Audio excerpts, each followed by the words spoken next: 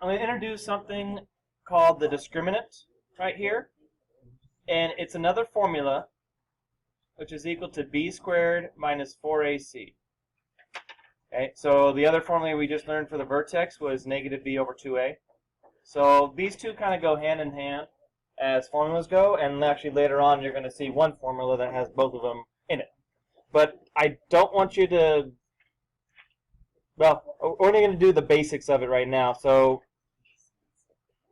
just follow along on a few of these, and we're going to actually just start it over the weekend, and even if you didn't do it over the weekend, and it'd still be fine on Monday, but just wanted to get you a start in case you're got nothing else to do. Just remember that the a is always the term in front of the squared, the b is always the term in front of the single variable, and the c is always the number by itself. The c is the y-intercept, remember that. And just go ahead and calculate b squared minus 4ac for all of them. So that would be like 2 squared minus 4, and then the a and the c put in parentheses. It'll help you with the negatives. So the let's see here, the a is negative 3, and the c is 5. Right. And just calculate it. Now the way you want to calculate it is really multiply those three numbers at the end first. Don't forget it's negative 4. So negative 4 times negative 3 times 5. Okay. So we'll get positive, what is that? 60, yeah. So 5 times 4 is 20, 20 times 3 is 60. And the two negatives make a positive. Okay? So we get 64. And that's all I want you guys to do is just get that number. And I'll tell you, well, on Monday we'll go over what's that number mean, what does it let us do.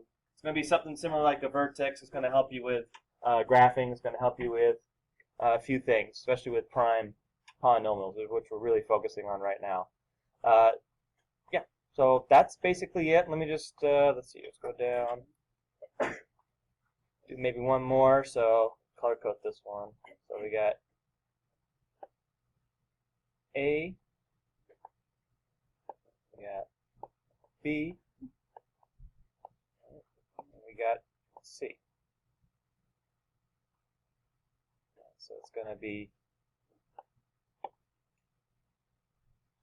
negative 8 squared minus 4.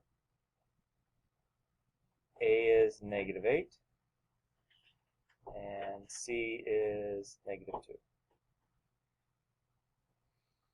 So we have 64. And again, a calculator would help here, right, if you had a calculator. So 4 times 8 times 2, 64. And is the sign going to be positive or negative? Negative, because there's 1, 2, 3 negatives, so I think you know the answer is negative. So we get 0 here. Okay.